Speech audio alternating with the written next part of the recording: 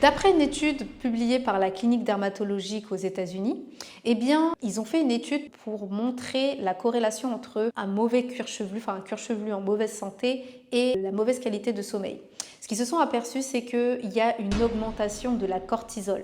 La plupart du temps, lorsque ton sommeil est de mauvaise qualité ou alors que tu ne dors pas suffisamment, eh bien, il n'y a pas ce nettoyage émotionnel des hormones qui sont responsables des émotions. En fait, il faut savoir que quand tu dors, tu as un cycle qui sert à nettoyer ton stress, qui sert à nettoyer ton état de nervosité et d'anxiété pour pouvoir passer sur un nouveau cycle, pour repasser une nouvelle journée. C'est pour ça que parfois, quand tu vas dormir, que tu étais anxieuse ou que tu n'étais pas bien ou que tu te sentais mal et que tu t'endors et que tu fais un bon cycle et que le lendemain tu te réveilles sur...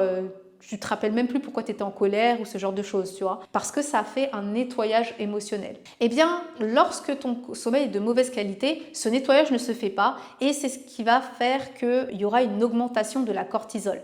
La cortisol, c'est l'hormone responsable du stress et de l'anxiété. Okay. Et le problème, c'est que si cette hormone elle n'est pas bien drainée, elle n'est pas bien nettoyée, eh bien derrière, ça va créer des inflammations au niveau du corps, au niveau du cuir chevelu certes, mais aussi au niveau du corps, ça peut être problématique. Et ça va aussi créer tout simplement une chute brutale du cheveu, puisque la cortisol crée une inflammation drastique au niveau du cuir chevelu et elle est pour la plupart du temps, lorsque tu génères beaucoup de stress, responsable par exemple des alopécies dues à un choc émotionnel.